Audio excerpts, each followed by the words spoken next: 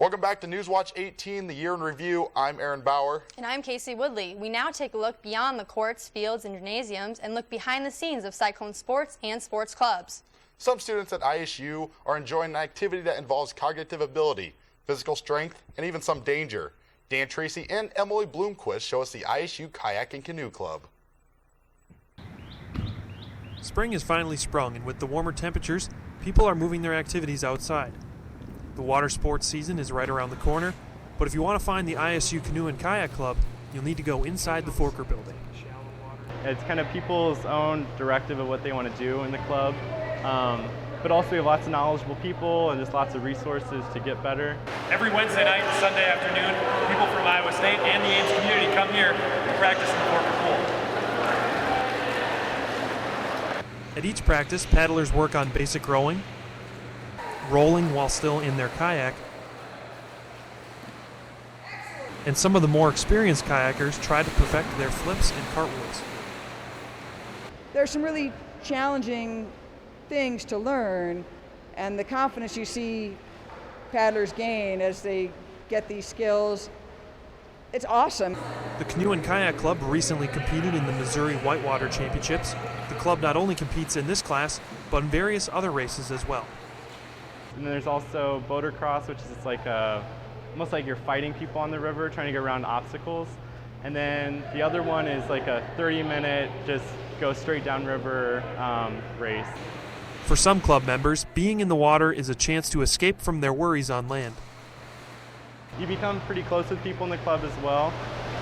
And river-wise, I always, like, my mind kind of just goes and goes and goes, especially with classes, but on the river, like, I'm not, worrying about my test or not worrying about what's going on at home or anything. I'm just kind of, it's like a zen moment, I guess, when you're kayaking. In the future, the Canoe and Kayak Club hopes to enter more competitions and take multiple trips to the new whitewater course opening this summer in Charles City. For ISU TV with Emily Bloomquist, I'm Dan Tracy.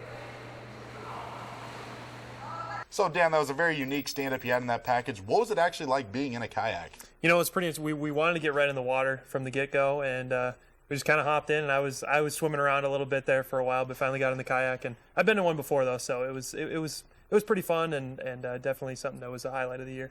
Have you done any more kayaking on your own since the experience? Not yet. I was hoping to go back the next Sunday, but actually I'm planning to kayak the Brew River up in Wisconsin this summer. So hopefully I can put my skills to use. All right, thanks, Dan. Yep. ISU TV reporters Andrew Schneider and Alexis Eischeid went behind the scenes with the production crew at Hilton Coliseum to see how they cover games. While fans are lining up outside of Hilton Coliseum for ISU athletic events, the production crew is busy preparing to create the Hilton magic for that night's game. Yeah, I mean, all in all, from creating to loading, I would say about 4 hours on average, because there's just a lot of content to create, a lot of content to load. So those are the really busy times of the year. But once I kind of get in a groove throughout the year, it takes between 2 and 4 hours. We generally arrive a couple of hours before game time, and along with that preparation, we go through our scripts. But a lot of it isn't necessarily preparation you do ahead of time. A lot of it's reacting to what happens on the court and how the fans react to different situations in the games.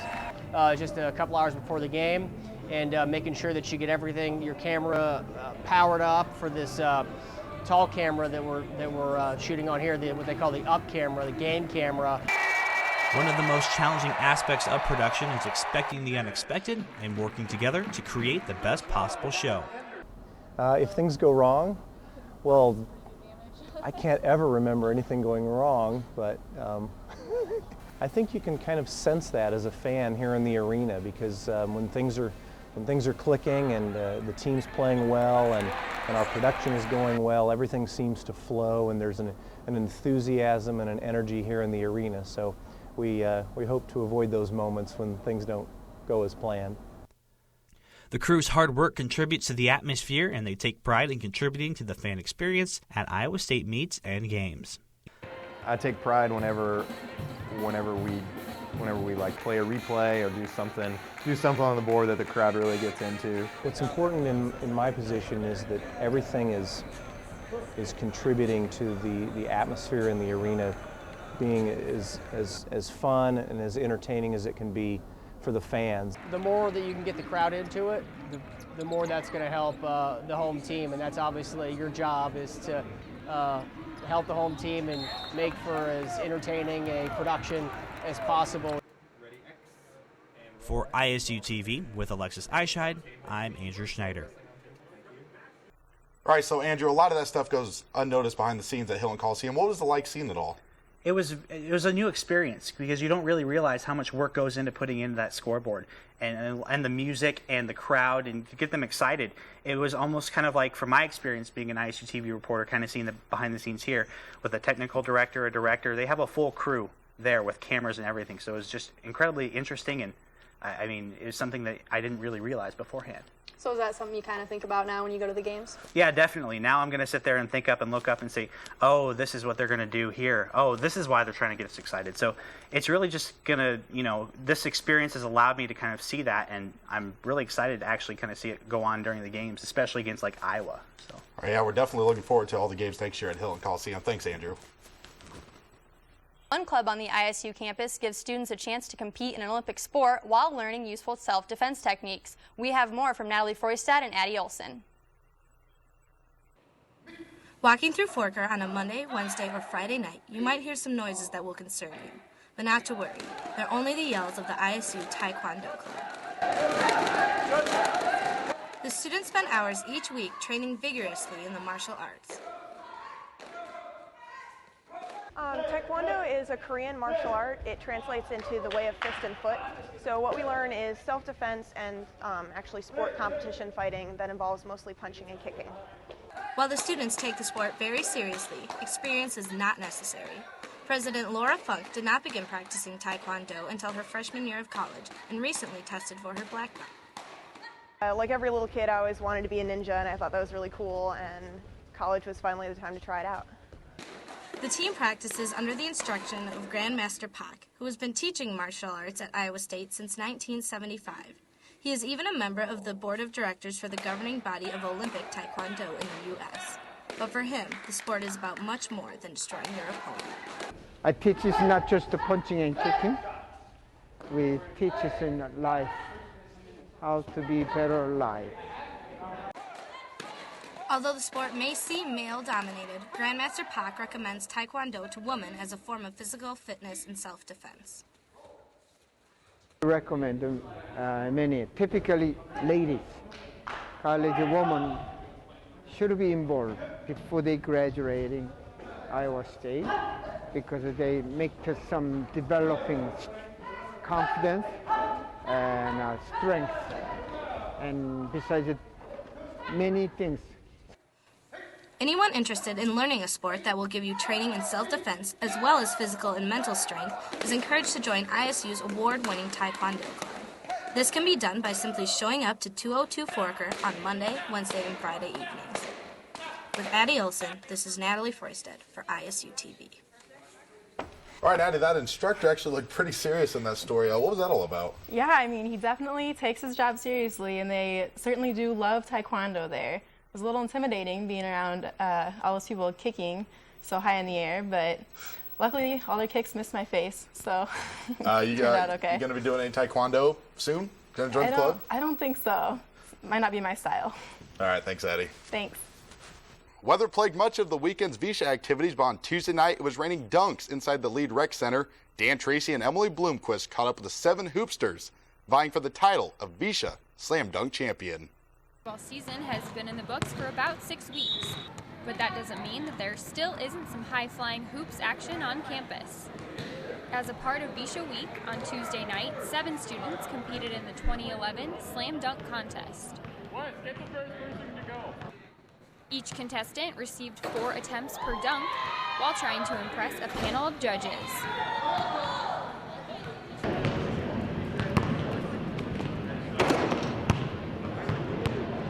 Jamarcus Evans won the dunk contest by jumping over a friend.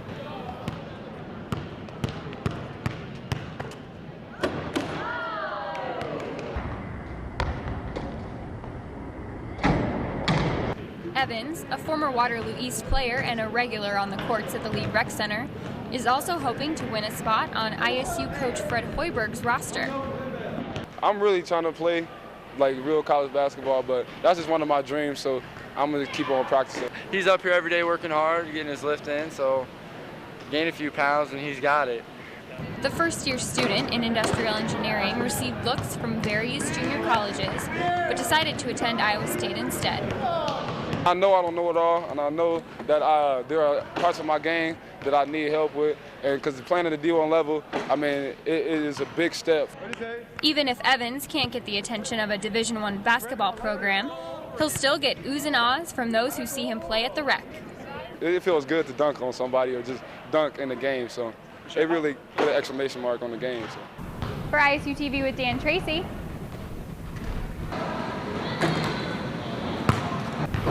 I'm Emily Bloomquist.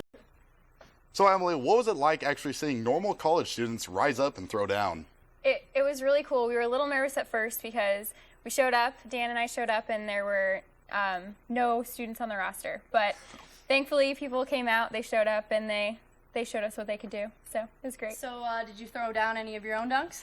Unfortunately, no. Dan was attempting, or he tried, but he saw my little three-point shot there at the end. That was a nice touch.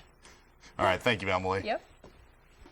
One of the hardest hit buildings on the ISU campus during the August floods was the Lead Recreational Center. And if you've been there recently, you've recognized the new turf. Aaron Bauer has more. The damage to the Iowa State campus from the August floods was tremendous.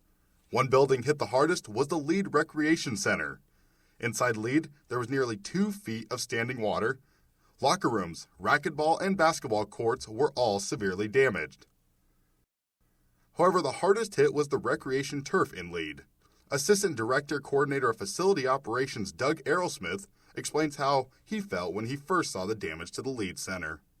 It made you sick, it really did. When we walked in that first day, I guess it was, that evening before we sandbagged and thought we had it really good, and obviously that wasn't the case. It found ways in despite our efforts. This is the turf before the August floods, and this is how it looked after everything was torn out. Aerosmith explains exactly what the new turf is. It's not so much like the field turf that you see on a lot of football stadiums now that have the rubber infill.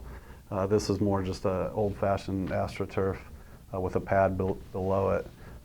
But because of the type of use we get in here, you can't have the other kind because you don't have the ability to vacuum it and keep it clean. I'm standing on the actual turf just installed here at the Lead Center a couple weeks ago. This turf is used by students, club members, and some Iowa State athletic programs here on campus. As you can tell, the turf does provide an adequate amount of supporting for all the athletes that use it. One team that uses the turf is the Iowa State track team. Sprinter Jordan Andreessen explains why she enjoys running on the turf. Less impact on the shins, and it just helps kind of, since we run on the track a lot, it's kind of a different material to kind of run on, and it's like the grass outdoors. You don't want to run on the cement all the time. The cost to cover the damage will be paid for by insurance as well as help from FEMA. However, another underlying question some students have is, how can we prevent this from happening again? One suggestion and one thing that's out there is there's a company that makes what they call door dams, and you can actually quickly, instead of using sandbags, you can put in almost a barrier, almost like a temporary wall, where you could put it in front of doors. All you will need to have to use the new turf down at the Lead Center will be your ISU card. Reporting for iState News with Kevin Shea and Alec Burns, I'm Aaron Bauer. So Aaron, the flood pretty much destroyed the turf at the Rec. Yeah, it was pretty incredible. I talked to Doug Aerosmith, and it was amazing how much work they actually had to do to reinstall that turf, and now it's better than ever. Definitely, it's looking great, and thanks so much. No problem. Coming up after the break, Emily Bloomquist and Rachel Begley take a look at a snow castle competition and a Rubik's Cube club here on campus. Stay tuned. You're watching Newswatch 18, the Year in Review.